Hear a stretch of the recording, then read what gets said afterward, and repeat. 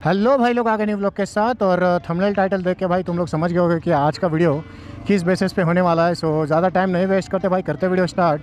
तो भाई जो टॉपिक है भाई जो अपना कि एक मिडिल क्लास बंदा भाई कैसे एक बाइक खरीद सकता है, तो उसके लिए भाई मैंने 4 पॉइंट निकाले। 4 पॉइंट अगर आपका क्लियर है सो भाई आप मिडिल क्लास से भी होकर भी आप बाइक ले सकते हो। पर इसमें मैं ऐसे भी कुछ चीज़ें बताने वाला हूँ जो बहुत ज़्यादा इंपॉर्टेंट है, क्योंकि मैं भी भाई वही मिडिल क्लास से आता हूँ और मैंने जैसे बाइक ली है और कितने मुश्किलें आती है एक मिडिल क्लास बॉय को बाइक लेने के बाद। और मतलब मैंने तो वैसे तो मोटो व्लॉग कर रहा हूँ तो और ज़्यादा एक्सपेंसिव मतलब मेरे को पड़ रहा है ये बाइक, ऐसा समझो। क्योंकि मोटो व्लॉग करने में जो फ्यूल का खर्चा जाता है वो सब, और अपनी यूट्यूब अर्निंग उतनी है नहीं कि भाई कि उससे कुछ मदद भी होती है।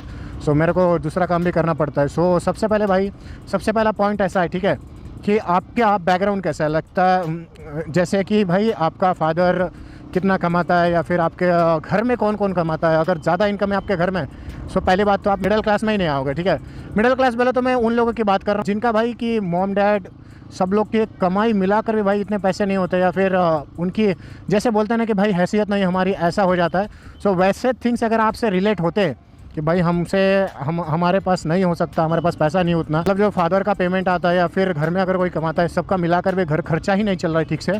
सो भाई मैं सीधी एक ही बात बोलूँगा, अगर घर वाले भाई तुमको नहीं दिला पा रहे तो एक ऑप्शन है, या तो भाई अपना ड्रीम भूल जाओ, दूसरा कि आप खुद कमाओ और ख़रीदो, ठीक है। घर वालों पे बिल्कुल लोड मत देना भाई, वो तुम लोग के लिए पहले से ही बहुत ज़्यादा कर रहे हैं। सो और ज़्यादा लोड दोगे तो भाई वो बहुत ज़्यादा क्या बोल सकते हो, मतलब बहुत दिक्कत की बात है यार। घर में पैसे नहीं रहेंगे और आप गाड़ी का ही शौक पालोगे तो नहीं चलेगा, ठीक है। सो एक्चुअल में पहला पॉइंट तो देखो अपना क्लियर हो चुका है कि आपका बैकग्राउंड कैसा होना चाहिए।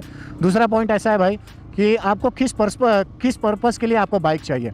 आप यार मैं एक बात बताता हूँ, जैसे मेरे को मोटो व्लॉग करना था और NS200 एक ऐसी बाइक है जो हर एक यूट्यूबर NS200 से शुरुआत की और अभी वो एक अच्छे लेवल पे जाके बैठा है। सो मैं भी चाहता हूँ कि भाई हमारी भी शुरुआत कुछ NS से ही हो, और NS से शुरुआत हो ऐसे नहीं क्योंकि भाई शुरू से ड्रीम बाइक थी है। सो वही बात थी। पर मैं एक बार बोलता हूँ, अगर आपको भाई मोटो व्लॉग या फिर ऐसा कुछ करना नहीं है, बस आपको गाड़ी लेनी है कॉलेज पर्पज़ के लिए हो, या फिर कोई कोई रहता है भाई भोकाल टाइट करना, हमको कॉलेज में दिखावा करना है। सो मैं तो बोलूँगा दिखावे के चक्कर में बिल्कुल मत जाओ भाई, कुछ फ़ायदा नहीं है आपको। अगर सच में कोई गाड़ी की नीड है भाई तभी जाके वो बाइक लेना, नहीं तो बिल्कुल मत लेना।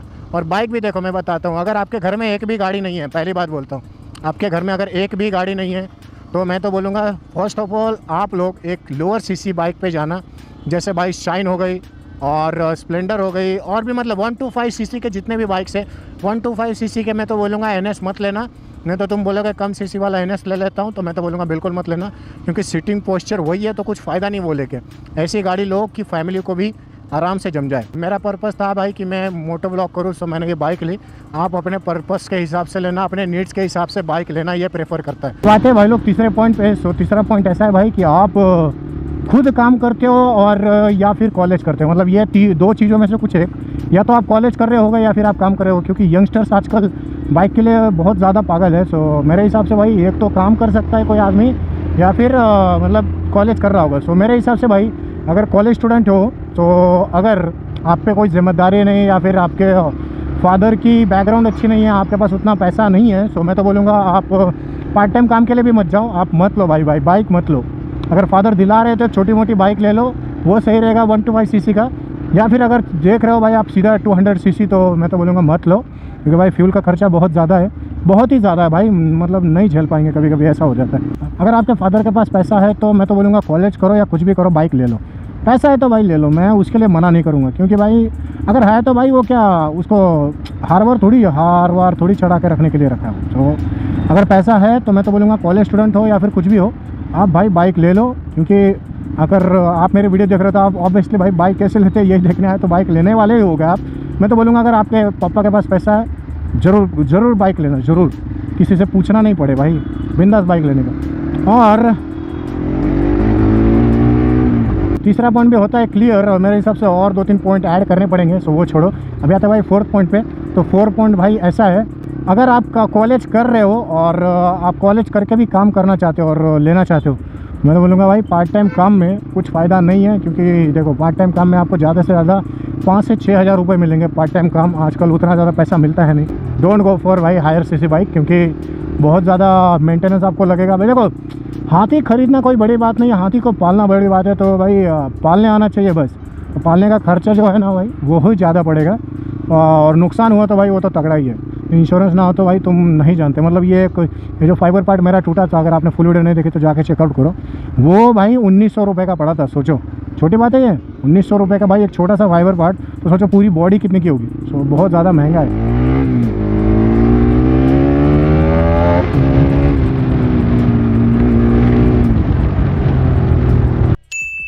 कि आप बाइक EMI पे ले रहे हो या फिर कैश ले रहे हो। सो ये मैं दोनों के लिए अलग अलग बताता हूँ। सबसे पहले भाई हम बात करते हैं जिनके पास पैसा है, मतलब जिनके पास बोलो जिनके फादर के पास पैसा है। सो वो लोग क्या कर सकते हैं भाई कि पूरा गाड़ी मैं तो बोलूँगा कैश ही ले लो। मतलब फादर पे भी लोड डालो मत, फादर के पास पैसा बोलो ले डालो, और अब वो लोन वोन का टेंशन नहीं रहेगा। पर जो मेरे जैसे है भाई जिनके पास पैसा नहीं रहते इतने, और मतलब फैमिली बैकग्राउंड उतनी तगड़ी नहीं है, उतना भाई पैसा नहीं है। सो मैं तो बोलूँगा आप क्या कर सकते हो, आप एक काम करो, मैं बोलूँगा जो गलती मैंने की वो आप मत करना। आप गाड़ी के अमाउंट का 60% पैसा जमा कर लो, फिर बाकी का 40% पे लोन कराना। मैं तो यही बोलूँगा, क्योंकि भाई जैसे मैंने एक गलती की थी कि मैंने भाई गाड़ी का अमाउंट का 50% किया था। सो ये मैंने गलती कर दी। मैं तो बोलूँगा आप मत करना बिल्कुल, क्योंकि भाई बहुत बड़ी गलती हो गई मेरे से। मतलब आप पैसा जमा कर लो, फिर जाके मैं तो बोलूँगा गाड़ी का अमाउंट, मतलब समझो गाड़ी 1 लाख की है तो आप 60,000 पहले पैसे जमा कर लो, कमा लो उतना, और उसके बाद आप बाकी का अमाउंट लोन करा देना। मतलब 40,000 का आप लोन करा देना। मतलब अगर 1 लाख की गाड़ी रहती है तो आप बाकी समझ गए हो, कुछ ज़्यादा एक्सप्लेन करने की ज़रूरत है नहीं। गाड़ी के अमाउंट का 60% कमा लो, उसके बाद बाकी का जो अमाउंट बचे उसका लोन करा लेना। सो बस यही पॉइंट्स थे मेरे हिसाब से भाई, क्योंकि एक मिडिल क्लास आदमी इन्हीं सब चीज़ों से ले सकता है। अगर आपकी फाइनेंशियल कंडीशन ठीक नहीं है और आपके फादर पे भी लोन है और बहुत सारा मतलब पैसे देने इधर उधर, और आपके हर महीने का पैसे में से आपके पास 5,000 रुपये बचते हैं, और आप चाहोगे कि वो मैं EMI भर दूँ, मतलब मैं बाइक लेके, तो मैं तो बोलूँगा बिल्कुल मत लेना। क्योंकि भाई मेडिकली आपको कभी भी अगर कुछ होता है तो पैसा कहाँ से आएगा, फिर आप कर्जा लोगे किसी से। तो बिल्कुल ज़रूरी नहीं भाई बाइक लेने की। भले वो ड्रीम तोड़ दो, जो भी ड्रीम होगा वो तोड़ दो, कोई या फिर कुछ एडजस्ट करो, दूसरे चीज़ के साथ करो, कुछ ना कुछ करो। पर भाई ऐसा मत करना कि घर पे पैसा ना रहे। कम से कम घर में भाई 5 से 10 हज़ार रुपये रहने चाहिए। अगर नहीं रहते उतने तो भाई मैं बोलूँगा बाइक बिल्कुल मत लेना, नहीं तो भाई आपको दिक्कत होगी। भाई बिल्कुल नहीं लेना। अगर आपकी फाइनेंशियल कंडीशन ठीक है, आपको मतलब आपको कहीं पे EMI नहीं पे करना है, कुछ नहीं करना है, सो गो फॉर द बाइक। भाई बाइक लोगे तभी तो भाई घूमोगे, कहीं घूमोगे तभी तो ज़्यादा एक्सपीरियंस मिलेगा हर एक जगह की, और अच्छी अच्छी जगह घूम पाओगे। सो बाइक ज़रूर लेना, पर जैसे मैंने कंडीशंस बताया वैसे लेना। और मिडिल क्लास भाई लोग के लिए मैंने भाई खास करके मैंने बताया कि कैसे ले सकते हैं और क्यों नहीं ले सकते, और क्यों लेना चाहिए और कब लेना चाहिए कब नहीं लेना चाहिए। तो एंड में भाई मैं एक ही चीज़ बोलना चाहूँगा, अगर आपके फादर के पास पैसा है सो गो फॉर द बाइक, और अगर आपके फादर के पास पैसा नहीं है और आप खुद कमा के भरना चाहते हो, तो मैं बोलूँगा सबसे पहले भाई अगर कॉलेज नहीं कर रहे हो, अगर काम कर रहे हो, तो मैं तो बोलूँगा ठीक है ले सकते हो, पर घर की जिम्मेदारियाँ पूरी करके आपका अगर पैसा बचता है तो आप गाड़ी का EMI पे करो, ऐसा कुछ करो, ठीक है। पर उसके बिना बिल्कुल नहीं करना। डाउन पेमेंट गाड़ी का 60% उतना डाउन पेमेंट पैसा हो जाए तभी जाकर गाड़ी लेना, उसके बिना लेना मत। सो होप करता हूँ भाई मेरी बातें समझ आई होगी। अगर कुछ भूल गया होगा तो भाई कमेंट ज़रूर करके बता देना। होप करता हूँ आज की वीडियो पसंद आई होगी। सो मिलते हैं किसी नेक्स्ट व्लॉग में, बाय बाय।